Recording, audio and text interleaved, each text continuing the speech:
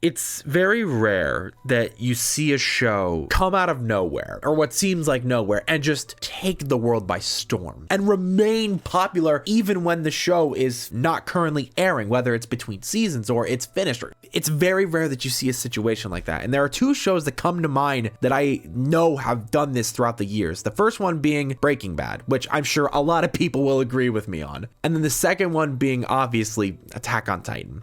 At the time of recording this video, it's currently 4 a.m. and I have seen the last episode of Attack on Titan, and I just need a moment to say goodbye to it, honestly. I've been following this series since 2015. That was around the same time I started watching anime to begin with. It was one of my beginners. I just can't believe it's gone. I remember just sitting there at night watching, episode after episode on Netflix and just being like amazed at just like how already preset and just created and just full this world felt. That was back in season 1 when we didn't know anything. But I remember that I wasn't sold. I wasn't hooked on the show. And that wouldn't happen until 2017 when the first episode of season 2 dropped. And a little fun story about the first episode of season 2, or at least with me, is that I was attending this convention at the time called the Anime Boston 2017. And they were having a live showing of the first episode of Attack on Titan season 2 the same time it was airing over in Japan. Now that in and of itself felt like an insane pleasure, but waking up and attending that, panel, I don't even know what you would call that at that point, attending that screening, attending that screening, I was like, oh yeah, this will be cool. This show's been like, it's been off the air for a while now, 2 years for me at least. I didn't expect that when I sat down and the episode started playing, that something in my brain, I don't know what it was, but something just fired off. And it just clicked that this is not the casual series that I thought this was. This is not the angsty teenager main character show where he wants to get revenge for whatever reason, his family member dying. This was so much bigger than anybody who had only seen season 1 and decided to stay in anime only could have even begun to guess. Because like I said, when I watched that episode, something clicked in my brain, and it was at that point in which I was sold and hooked on Attack on Titan. And I'll never forget watching the rest of season 2 and any of the seasons that came onward. Oh my god. The reveal that Reiner and Bertolt were the armored and colossal Titan just blew my mind. I was astonished at what I had just seen and how perfectly it, just felt like it. The build up to that, just like one moment in that episode, not even as a whole throughout the series, just in that episode alone, you could say, just rocked my world entirely. I'm sure that's not the right word I should be using here, but look, this is a ramble video. This is my goodbye to Attack on Titan. Not I never thought this day would come, but I didn't think that it would be now.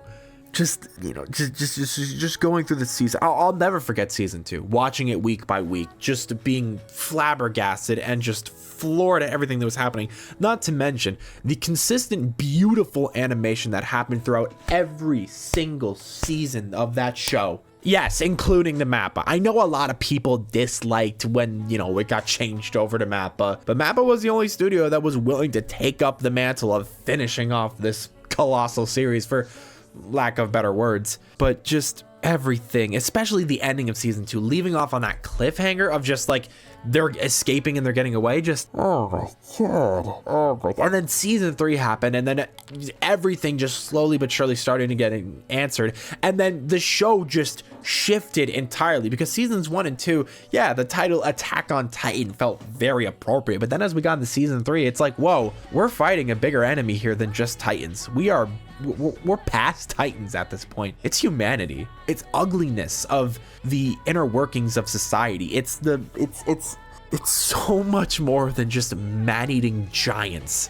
And I was so down for the changes that were happening throughout the show. And, just everything that happened with them overtaking that government and just learning the truth about finally getting to the basement. Oh my god.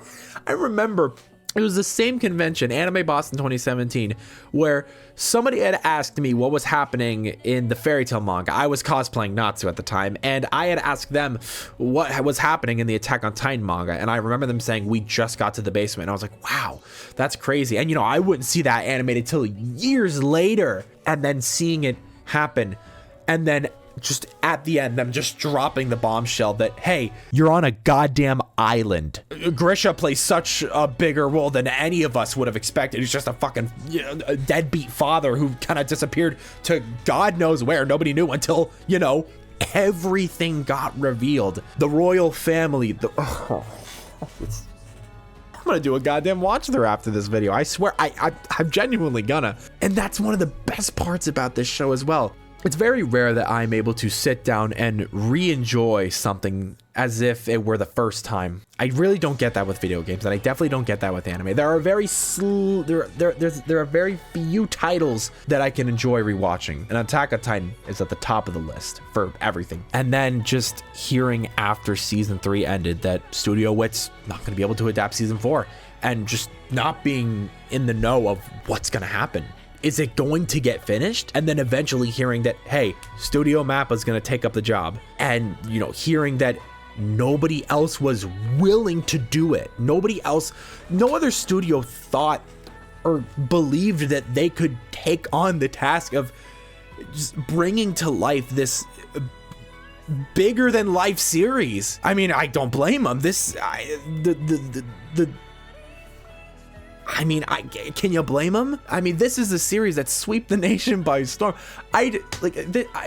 We're never going to see another Attack on Titan ever again. Sure, you could say that Demon Slayer is the closest thing we have to it, or you could even possibly say that Demon Slayer has already beaten out Attack on Titan in terms of, you know, just that success and popularity. Definitely in the terms of success, you know, those numbers are crazy. Demon Slayer is, as much as I love it, Demon Slayer is never going to have that impact that Attack on Titan has had on anybody who has decided to sit down and go through this series. And then season 4 came around, and it felt like we were never going to get to the end of this season, you know, with season 4 part 1, season 4 part 2, season 4 part 3 part 1, season 4 part 3 part 2, the final part. And it's like, it just seems like a never ending, just downward spiral of just, we're never going to get the ending of this damn show, are we? But I'll never forget when season 4 started. Never. Oh my God, never. I was in my senior year of high school, and I had my buddy Vito. I've been caught up for a long time, but he just got caught up in time for season 4. And, you know, each day there was a new episode out. We talk about it. And the only class we had together, we had an honors statistics class. We both sat in the back, and every week when there was a new episode, we'd just sit down and just be flabbergasted and talk about what the hell can happen next. And by the way, I want to say something real quick. I was an anime only, and I got this from day 1 of season 4. I called Falco being the bird titan. I called it. I fucking called it. I was like, it's Falco. He had a Titan memory. You know, there was a bird in the beginning of the first episode. I think he's a bird Titan. It was a joke. And then it became true. Let me tell you, I have a screenshot right here of, this is a Snapchat that my buddy sent me when he decided to start reading the Attack on Titan manga. And let me tell you, he was fucking pissed when he found out that I called that the bird titan was an actual thing. That right there in and of itself is a core fucking memory. But oh my God, I just remember every day there was a new episode of Attack on Titan in season 4 was just an absolute treat, because that meant I had the chance, and I got the chance to talk about one of my favorite things ever with one of my best friends. What more could you ask for? And it's crazy to think that in my senior year, when I was 17, season 4 had started. I am 20 now.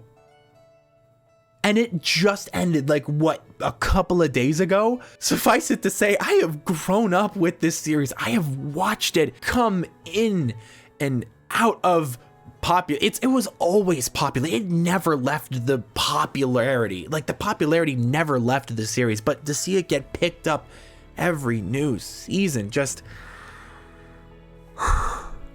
And I loved the ending from the beginning. I don't really know how I feel about the whole Ymir Stockholm syndrome stuff. That's a little, but I thought the ending was perfect. There was no other way the series could have ended. I didn't want a happy ending, but I mean, in the end, we got it. The characters we knew and loved got to live their life fully and peacefully, as far as we're concerned, because by the time everything goes to shit on Paradise, that's years, possibly thousands of years after. So in a way, we did get our happy ending. Our characters did get to live a full life, get married, have children, experience life without the worry of being attacked or just some man-eating creature threatening their life on a daily basis. They don't have to live in the walls. They don't have to live in fear anymore. So technically, we did get our happy ending. And as for the other sense of it, we got our ending. We got our perfect ending for Attack on Titan. I think the anime fixed up a little bit of the issues with that one scene. If you were a manga reader, that was the main scene that, you know, everybody just kind of was like, oh, this is horrible. You know, that whole bullshit. But the anime fixed it just a little bit, or they worded it better. That's honestly what they did. They just kind of worded it better. And look, even though there was a studio change from WIT to MAPPA, look, Studio WIT, Studio MAPPA, Kodansha, Hajime Iseyama, the most Hajime Iseyama, thank you so much for making one of the most beautifully written, amazing, perfectly executed series that I think I will ever experience in my life. I say this with full confidence, and I know that I'm only 20. I am a young person, but I think it's fair to say in full confidence that I don't think I'm ever going to experience a series that is gonna top what Attack on Titan has done, not just for me, but for so many people. So many people's careers have been started by Attack on Titan, whether you're a voice actor or a YouTuber that covers it or theorized about it, talked about it, just anything. This series has brought so much to so many people around the world, including me, with cherished memories, a lot of amazing talks, and even funny moments, like what I said when I called the bird Titan. These memories, they'll never fade away, and I'm gonna hold them close to my heart. So, with that being said, Shinzo wo Sasage-yo. Thank you so much, Attack on Titan, for everything that you've done to not only me, but to the millions of people that you have impacted. You